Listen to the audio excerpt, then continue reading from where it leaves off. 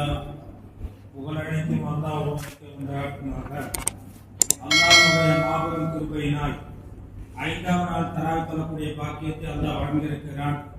இந்த 5ஆம் நாள் தராவி தொழுவதற்கு என்ன நன்மை என்று பார்க்கின்ற பொழுது, மஸ்ஜிதுல் அக்ஸா, மஸ்ஜிதுல் நபவி, காபாவில் தொழுத நன்மை கிடைக்கிறது.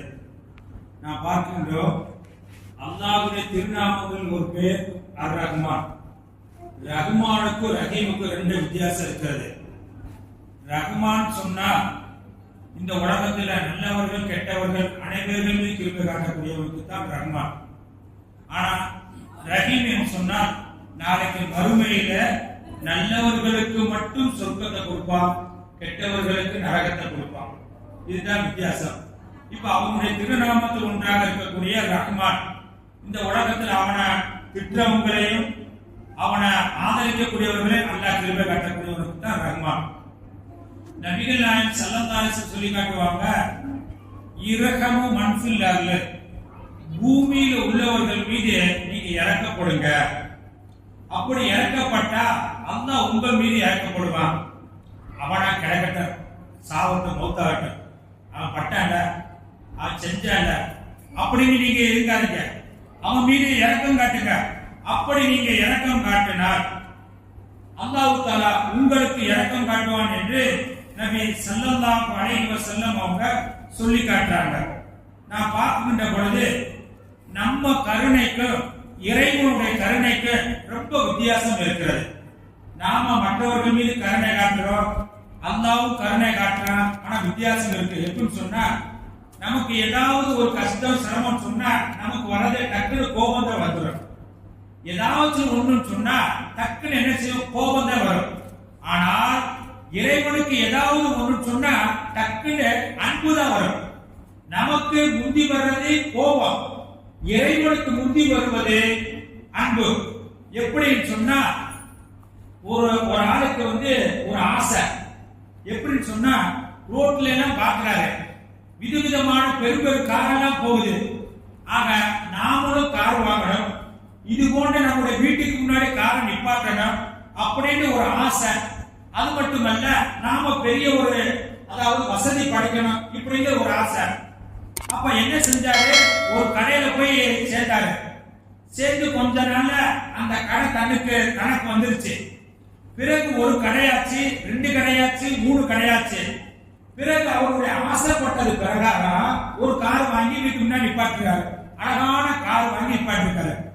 ஆனா அவருக்கு 25 வயசுல திருமணம் ஆச்சு. இப்ப 40 வயசு உள்ள இல்ல.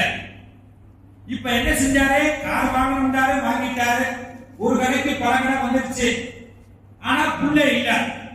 பிறகு அல்லாஹ் தஆலா பாத்தீங்களாக்க 40 வயசுக்கு பிறகு குழந்தையை கொடுத்தான். அப்ப குழந்தை என்ன செஞ்சு, அப்படியே குழந்தை ஊறி ஊறி விளையாடக்கூடிய பருவத்துல வந்துருச்சு. இப்படி இருக்கக்கூடிய தருணத்துல அந்த கார் வாங்கினவன் மனைவி பிள்ளைகளை பாக்குறானா இல்லையோ, முதல்ல அந்த கார் மீது தான் பார்ப்பான்.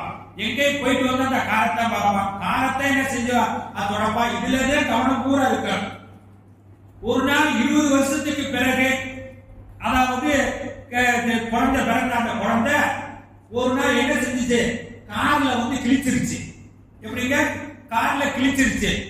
இத பார்த்த உடனே அந்த குழந்தைய, தான் பெத்த குழந்தைய, நீண்ட நாட்களாக குழந்தை இல்லாமல் பெத்த அந்த குழந்தைய ஒரே அடிச்சுட்டார். அடிச்ச உடனே அந்த குழந்தை கீழே விழுந்து தலையில அடிபட்டுருச்சு. இப்ப ஹாஸ்பிட்டல்ல அட்மிட் பண்ணிட்டாங்க. பிறகு இவனுக்கு கோபம் வந்த பிறகு அவன் யோசிக்கிறான், ஆக என்னடா இப்படி அடிச்சுட்டோமேன்ட்டு. பிறகு அந்த குழந்தைய என்ன செஞ்சாங்க, ஆஸ்பத்திரியில வெளியே கொண்டு வந்தாங்க.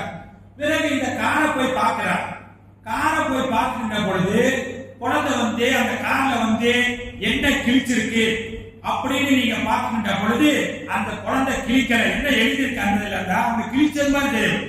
I love you my daddy, நான் டாடியே ரொம்ப பிரியப்படுகிறேன் அப்படின்னு எழுதியிருக்கேன். ஆனா அவன் என்ன செய்யல, கார்ல கிழிச்சுட்டான்னு நினைச்சு டக்குன்னு கோபம் வந்துருச்சு. காரின் மீது அன்பு வச்சிருக்கான். எதுக்காக சொல்ல வரேன்னு சொன்னா, மனிதனுக்கு உடனே கோபம் தான் வரும். ஆனால் இறைவனுக்கு எடுத்த உடனே அன்புதான். அப்படி நம்மள மாதிரி கோபம் இறைவனுக்கு வருவதாக இன்னைக்கு எத்தனை பேர் இறைவனை திட்டுறான், இறைவன் இல்லைங்கிறான், அவனுக்கு சோறு கொடுக்கிறான், அவனுக்கு ஆடை கொடுக்கிறான், காரை கொடுக்கிறான், பங்களா கொடுக்கிறான், எல்லாம் கொடுக்கிறான். அப்ப இறைவனுக்கு நம்மள மாதிரி கோபம் உண்டிருச்சுன்னு சொன்னா அவனை அழிக்கணும், நம்மளை வாழ வைக்கணும். அப்படி கிடையாது. எப்படின்னு சொன்னா நரகத்துல ஒருவன் என்ன செஞ்ச, நரகத்துக்கு போய் கத்துறான். அப்ப உடனே என்ன செய்ய முடியல, இறைவனுக்கு கேட்காம அவன்கிட்ட வந்து கேட்கிறான். கேள்விக்கு மேல கேள்வி கேட்டு அந்த நரகத்திலிருந்து இறைவன் என்ன செஞ்சான், வெளியாக்கி சொர்க்கத்துக்கு கொண்டு போறான். அப்ப இதுதான் ரஹ்மான். ரஹ்மான் சொன்னா நல்லவர்கள் மீது கிருபை காட்டக்கூடியவன், கெட்டவர்கள் மீது கிருபை காட்டக்கூடியவன்.